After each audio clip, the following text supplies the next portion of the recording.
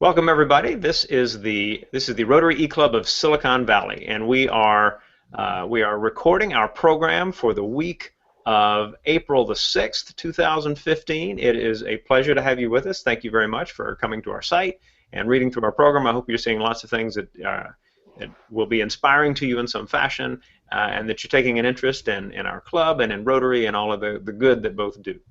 So for the program this week, we have the two founders of a very special organization called From Books to Brilliance. These are Maggie Covill and Kim Covill.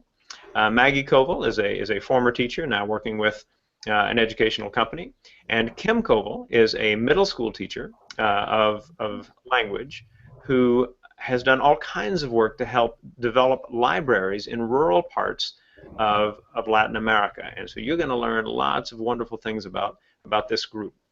Before I pass it over to her, let me introduce the group that we've got. You see perhaps the icon of Chris Cochran, one of the members of the Rotary eClub of Silicon Valley, who is in Canada, in Ontario. You see John Winterstein, a member of the Rotary eClub of the Southwest USA in Arizona. You see our presenter Kim Covill. You see our presenter Maggie Covill. You see the never ever boring Shags Chagrin in the Bay Area of California, and then you see me. Ding. All right, and everybody in the group except Maggie, doesn't make you a bad person, was a member of the Rotary eClub of the Southwest USA, and Shags and Chris and I were part of the team that moved from that club to help start the Rotary eClub of Silicon Valley. So with those pieces in place, it is time to get to the far more interesting stuff of books and brilliance. So I will hand it over to you, Kim. Yes, hi. I'm Kim Covill. I, as Rushton said, am a founder of this program, this very simple program but effective program called From Books to Brilliance. We started in 2000, and I believe it was 6 or 7. Let me get to this. From Books to Brilliance is an all-volunteer 501c3 nonprofit corporation dedicated to providing books to children in impoverished communities in Latin America and New Mexico.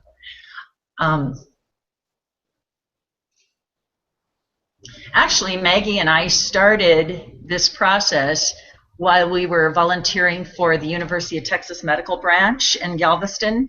We were going down yearly to work in the pharmacy for a very rural area called Mulukuku, and Maggie was taking vital signs. We were doing all kinds of odd things while we were translating for these doctors. I took a break one day in this little village called Santa Rita and went to see the school, and that is the school in front of you. It is about 100 degrees. There are no books. It's a dirt floor. The kids were doing math on scraps of paper and bringing them up to the teacher, and she was telling them if 2 + 2 is correct or not. You can notice that there are no windows, and over to the left is a sign in Spanish that says Jesus Christ is coming soon. The blackboard doesn't erase. I stood up and I said to the teacher, hi, my name is Mrs. Covill and I'm from the United States. I teach Spanish. She stood up and she said in Spanish, these children have no future. So that was the beginning. I just about burst out in tears, but I waited till I got out of the building. And long story short, we wrote to the Dr. Seuss Foundation after this incident with a classroom in rural Nicaragua, and lo and behold, they sent us $3,000. So the next year, Maggie and I went back to Mulukuku and Santa Rita with the doctor's program. We stopped in Managua and bought 1,000 children's books with that $3,000. So that was the beginning of this program. We felt like it was a good idea to just go to the city of Managua and find bookstores, and lo and behold, they had plenty of bookstores with beautiful children's books, which is what we try to get for these villages. We loaded them up on top of the the yellow school bus that was taking us out to Mulukuku, and you can see in Nicaragua the little sign Mulukuku. It's in a very rural area with no electricity, running water, etc. So we get out there, and the head of the women's cooperative that we work with was extremely surprised that we had 1,000 books with us, and even more surprised that they were in Spanish and that we bought them in Managua. So she was thrilled to pieces. She told me a story that is very long, but I'll make it very short, that they had been trying to get books for this village for 20 years. There is a library, in fact, or there was in Mulukuku, but it had been closed for 20 years.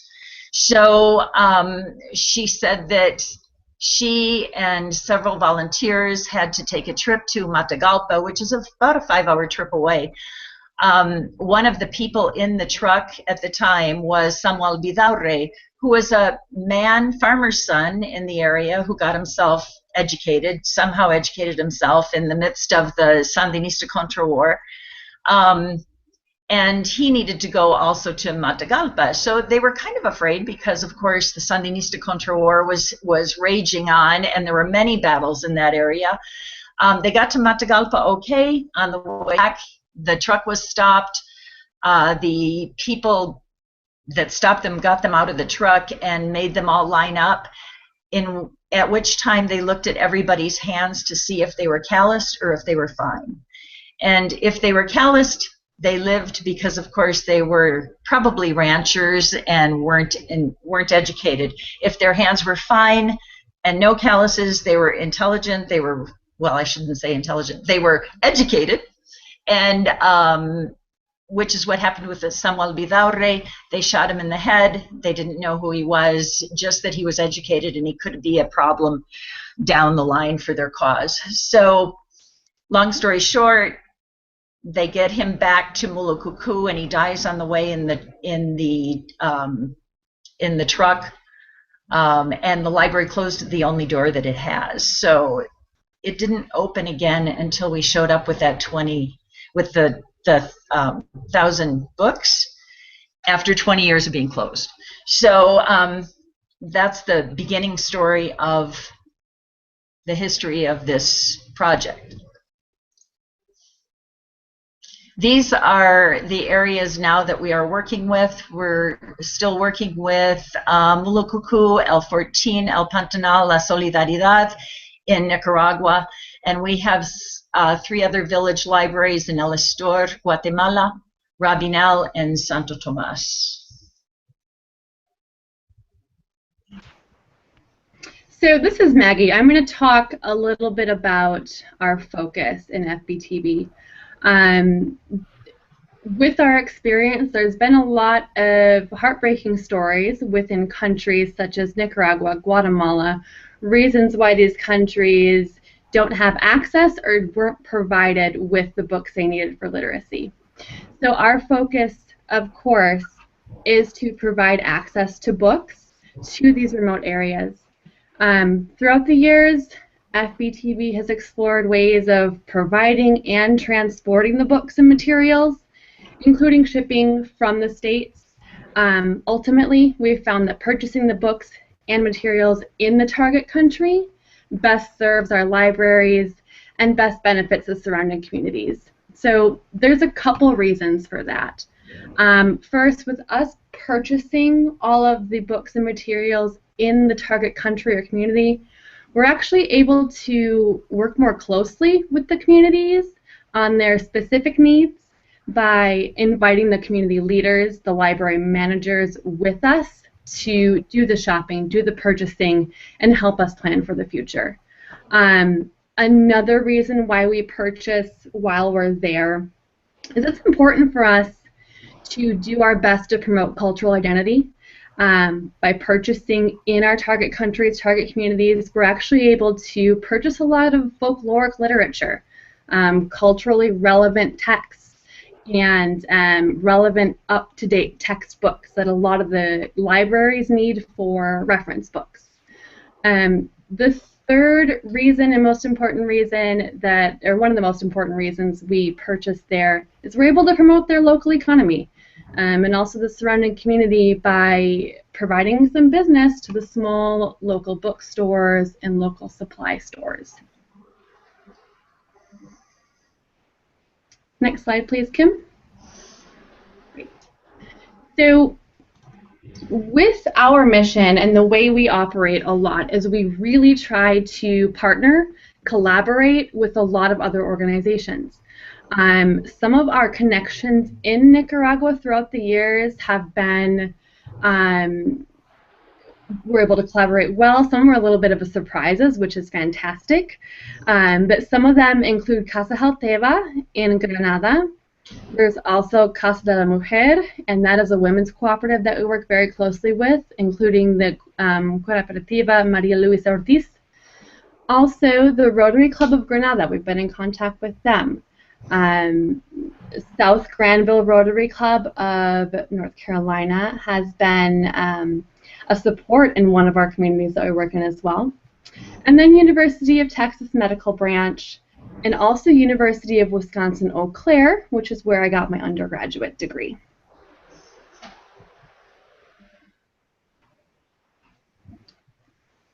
So I just want to cover our Nicaraguan projects. So currently we have 3 projects that FBTB has directly established, and one more that has actually been established via one of our supporting contacts there, and she's kind of taken it upon herself to really push forward with these types of library projects. So the first project I want to cover is El Fortín, Nicaragua, and that library was established in 2009. I actually learned of this community via a connection while attending the University of Eau Claire. There's a student organization. They were working in this community, doing sustainability and development projects, providing things like sewer systems, a bridge, a bakery, really helping this community develop. And that's actually where I was able to get connected, and FBTB was able to get connected with this community and their leaders and kind of establish what they needed as far as a library. This very lively library holds 500 books. Currently right around there. It's got great leadership through the local women's cooperative, and it's actually said to be the second home for a lot of the village children. So the other library that we have established in Nicaragua is El Pantanal. That library was started in 2010. It is a library that is made up of very strong and tenacious people that truly want to develop their library and move forward with it. It was identified again by reaching out to different organizations, different nonprofits. This was actually identified by us being in contact with Casa Jalteva, as well as another nonprofit who was there providing educational materials. So originally this library was housed in a local elementary school, and actually as of this past year, it's now housed in a newly constructed building donated by South Granville Rotary Club of North Carolina. Right now it holds about 400 books, and it's really a central place for a lot of the schools and community of that area. So moving on to Mulucucu, this is our most rural library in Nicaragua. It is a 6-hour drive from really anything. So that's, like Kim mentioned, the library that the community we worked in, translating, working with the medical branch. And that was 2007, this library was officially established. This library actually holds about 2,500 books at this point.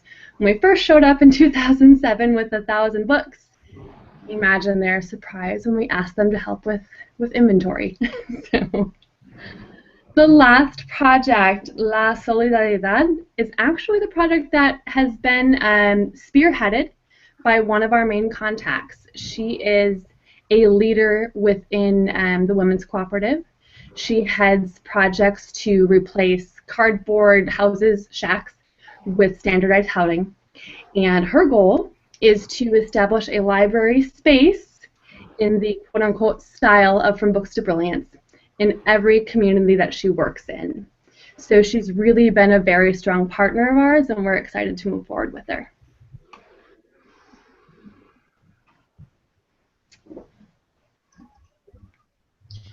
This brings us to Guatemala and more Rotary participation. While Maggie and I were dealing with these 3 little libraries in Nicaragua, I decided to pick up the Rotarian magazine and read a page about Fritz Batz, who is the headmaster of the Instituto Austríaco Guatemalteco. It's a beautiful Guatemalan Austrian institute in Guatemala City. They educate middle-class students. They start them out in German, and by the time they graduate from high school, they speak German, Spanish, and English fluently. This school needs a lot of Austrian teachers to come and teach the German portion of their curriculum. At the same time, the Austrian teachers that teach there in this beautiful, beautiful place in Guatemala City have volunteer projects out in Mayan communities. Now, the Austrian Guatemalan Institute started about 5 schools 20 years ago in Mayan communities. Those are the communities that we're working with our libraries today in the outskirts of Guatemala. They're all 3 and 4 hours away from Guatemala City. So the brilliant, beautiful thing about this connection with Rotary is when I emailed Fritz Batz and I said, hey, do you need village libraries? Of course he said, yes, we need village libraries. So we were on our way to Guatemala, and when we're in Guatemala, we hear almost nothing but German. Unfortunately, I don't speak German. But so we are working with 3 villages in Guatemala, and again, the connection was through Rotary. These are our libraries in the villages, in the Mayan villages in the outskirts of Guatemala City. Rabinal, Santo Tomas La Unión, and El Estor, these children all speak different Mayan languages. One speaks Quechua, one speaks Quiche, and one speaks, I've forgotten the name of it. One speaks another Mayan language. So these village libraries are interesting.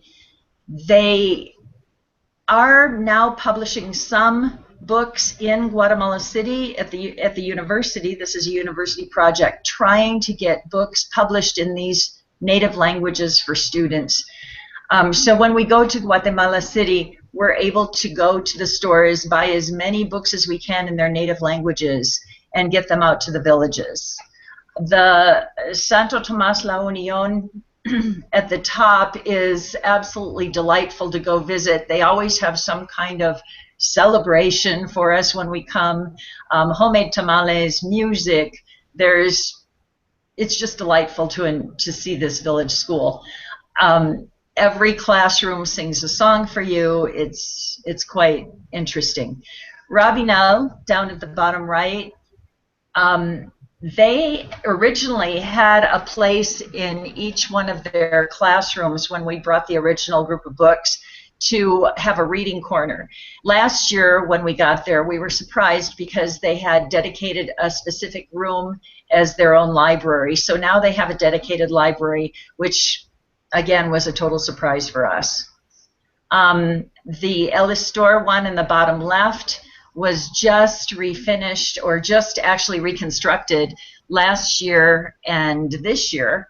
John Winterstein et al. Was part of that project, actually removing a cement floor, enlarging windows, doing the whole entire room. This is the result of that project, which is really fun to see. And the students are using it. It's now open for service for the students to come in and study. Reasons for success. You know, Maggie and I have pretty much come about this Well, actually, I have to say a lot of it has been by chance. But after we look back to see what we think has worked in these villages, we're noticing that, of course, in each one, we are working with groups that have already come before us. We really stand on their shoulders.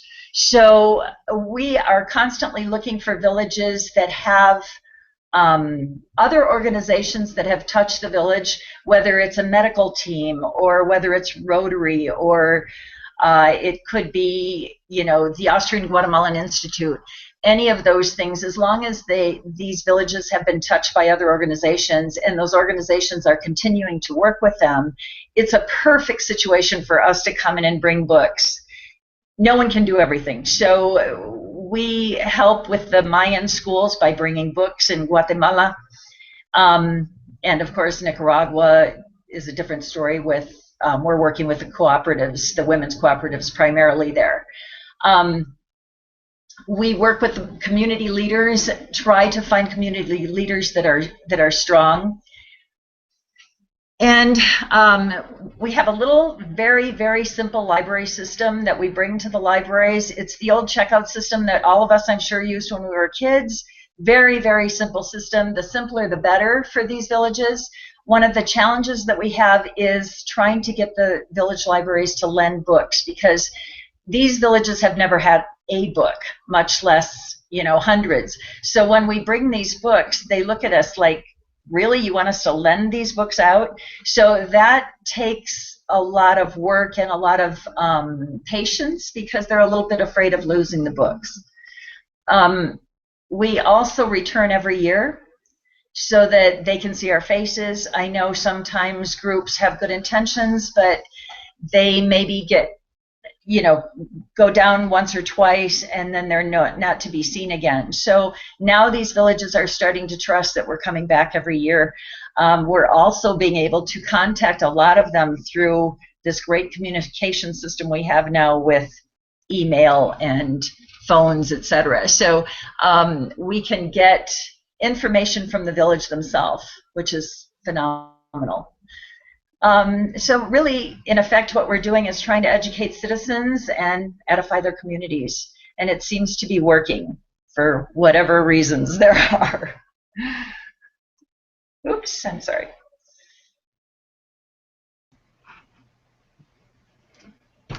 So a couple ways that we've reached out to a lot of our communities as well as our partners, folks that have expressed interest in the mission and the program. It's a very simple, in theory, mission, really, to get books down there and collaborate with the community. However, doing this type of organization, trips, organizing, does take a lot of work, a lot of hands, a lot of great minds. So what we do is, of course, we expect to grow. Our goal is to start a new library every year as we are still supporting the libraries that are already established. So that goal, as it grows and grows, requires more and more great minds and support.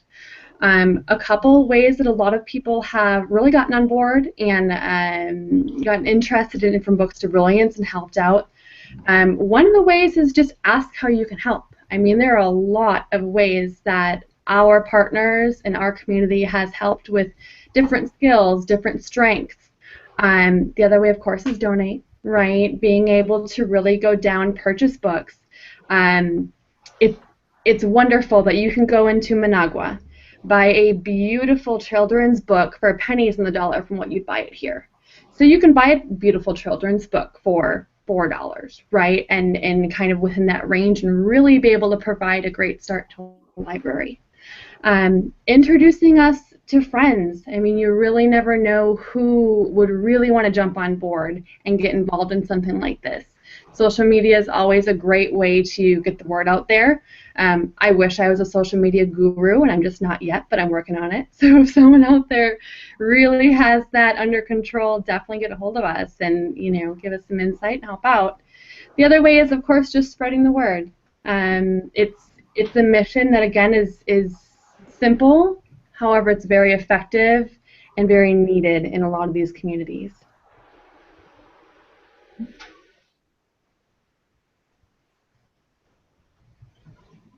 This slide is just a summary of really our partners and our friends over the last, I believe it's been almost 9 years now. So you can take a look. We've had a lot of interesting relationships with a lot of various organizations. I'm thrilled to say that REC Southwest USA, our Rotary eClub of the Southwest, has really helped us in so many ways. We've gotten 3 mini grants from them, matching grants. We just got a second grant from Delta Kappa Gamma Educational Foundation, which does third world literacy. So all of these groups have helped us out in various ways, shapes, and forms. So we're thrilled to pieces to be involved in this and just happy to do the project. Thank you. Maggie? Yeah, I just want to really thank everyone for giving us the time to be able to present this and really share the project, share what we're doing, and really kind of extend the word and the hand to anyone that's interested in learning more. And if I could say, I love your format for this new eClub. This is phenomenal. I've attended some meetings and learned something about, I believe it was Sri Lanka, and a clinical project going on there, some polio projects. Just, it's great. Thank you for the invite. Cool. Very good to have you guys. It is awesome to be able to kind of share the story of people kind of getting out there and making a difference in really sustainable ways. I love that you're making sure that you're helping the local economies down there and taking advantage of what it means to buy much cheaper books and of course not have to pay all the shipping to get them down there as well. That's really cool. Mm-hmm. One element to what you've done is that you've actually had some people go down with you, and I think that's pretty amazing. One of those people is John Winterstein, and John, you know, if you want to take just a minute or so and tell a little bit about your experience as part of a trip down there, that would be wonderful. I made the connection with Kim through the Rotary eClub of Southwest. We had a meeting in Scottsdale in conjunction with the conference, the annual conference for the district, and we were sitting around a table, a lot of us talking about how we could do service through the eClub. Well, I went to Guatemala, El Astor, my son-in-law and his best friend, who were engineers and highly skilled building renovators, have all the tools in the world. The 3 of us went down. This was an overly ambitious project, I have to say, to take a decrepit building that the roof was falling in on and chop out the floor, open the windows from tiny to a big picture window size. Everything had to be done in there, all with hand tools. When we started out to break the concrete floor, we had one handmade hatchet.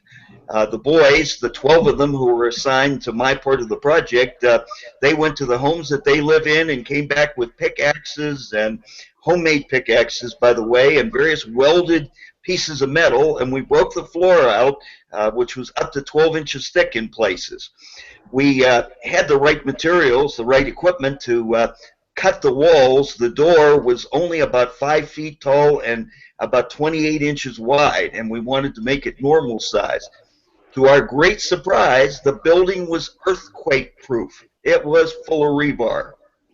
Well, the most meaningful thing to me was working with this dozen 14, 15-year-old Mayan boys. They spoke Quechua and a little Spanish. I spoke very little Spanish, no Quechua at all, and they had no mercy on me. They were breaking the concrete as fast as they could. I mean, they were sprinting all day long, 8 hours a day, and my job was to rake out and shovel it into a wheelbarrow, and initially to wheel the wheelbarrow out of the building. Well, I couldn't keep up, so they got me a second wheelbarrow, and 2 of the boys took turns wheeling the wheelbarrow out. But I have to tell you, just working with those 14-year-olds, The friendship, the sense of solidarity was something that even as a 30-year United States Marine, a police officer, I've never experienced that closeness for a week. So it was great. I wouldn't recommend From Books to Brilliance decide to undertake a project that involves so much heavy labor. We had to mix all the concrete by hand. If you can imagine, just take a piece of floor and dump 10 100-kilo bags of cement and put the sand and stuff in and mix it. That's how we mixed everything. And it was great, particularly at my age. I was 69 at the time, to near 100% humidity, 100-degree temperatures, get in there and shovel and rake and haul stuff around for 8 or 9 hours a day. Sounds like if you're going to go down to Nicaragua or Guatemala with From Books to Brilliance, you should check in on exactly what's going to be covered when you go. But how very cool, you know, that you had the chance to really kind of bond with those kiddos as well. So I'm going to ask Shags if he has a question. Kim, while we're at it, click Stop Sharing for the screen share too. We'll bring that down, bring your face back on. Shags, you have any question for the Covils? No, I don't have any questions. I think it's a fabulous program, and thanks for sharing. Very interesting. Cool. Well, I have a question. Now, at one point, there was a mention of some of the people you were working with, and there was the Rotary Club of Granada. Now, is that a club in Nicaragua? It is in Granada, Nicaragua. It's the club that worked on the new building for El Pantanal with South Granville Rotary Club of North Carolina. So it was a surprise to us. We've talked to them in the past, but we didn't realize they were about to build a new building for a library that desperately needed it. This library, this is its third location, and the last one was in the middle of the school. It didn't have windows. It didn't have enough lighting. It was supposed to get lighting, but you know, in these villages, it's hard to get anything like that done. So Maggie and a friend of hers that was a volunteer with From Books to Brilliance went down and painted it beautifully. This is the prior one. Bought little, you know, chairs and tables and bookshelves, and it's hard even to find bookshelves in these places because there isn't a habit of reading. So you know, it was completely done, but not enough lighting. So in this next trip, when we saw that building there, we were thrilled because it has beautiful windows now, and Rotary's names are displayed on the outside. So I was stunned. I said to Indira, one of our contacts, how did this happen? And she said, I just wanted it to be a surprise, so they didn't tell us beforehand. Yeah. That is awesome. I mean, one of the things about our new eClub is that over half of our members are new to Rotary, and so you know one exciting thing for me is for them to hear about these projects where we've connected with Rotary clubs on the ground in places like Sri Lanka or Guatemala or Nicaragua or could be anywhere, and gotten people involved. And so you know you find that you've got people who've taken an interest and found a way to help from North Carolina and from Wisconsin and from Texas. I mean, part of the magic of Rotary right there for sure. Exactly. Kim, Maggie, what I'll have you do is if you have kind of a last thought to share with the group, we'll do that, and then we'll wind it down. Go ahead, Maggie. Oh, sure.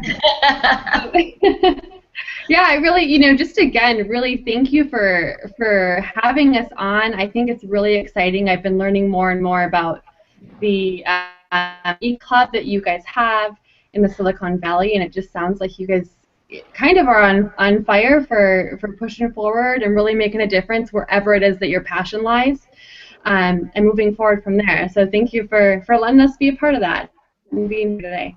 Awesome. Kim?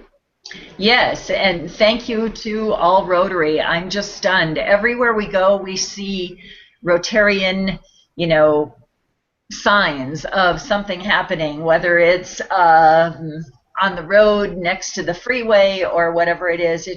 Rotary is really, really, really an amazing organization that reaches so many places. And it's so much fun to stumble across, like we did with this last building, which totally changed our vision of what was happening in that library.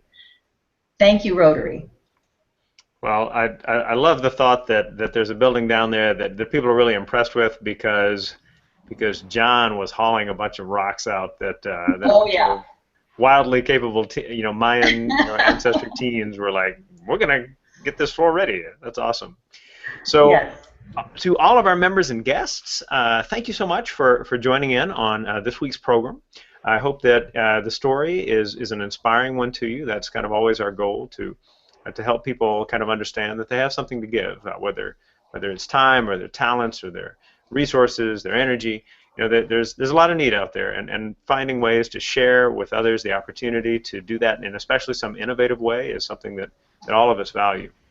I want to thank Kim and Maggie for the presentation, for John for joining in,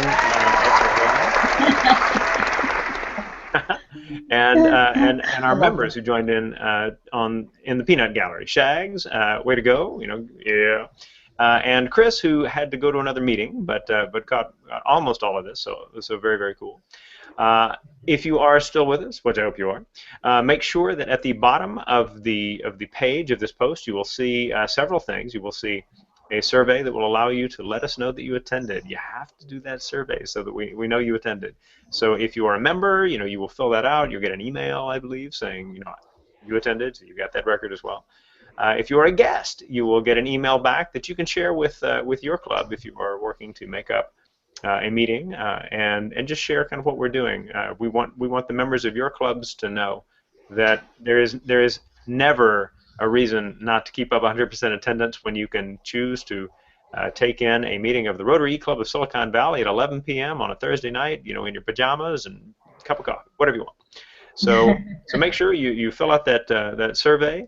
We have our Happy Dollars, addition to the meeting now as well. Feel free to do that. And finally, just leave a comment. If you were moved by something that you saw in this meeting, let us know at the bottom, and you can even share the comments in a discussion as well.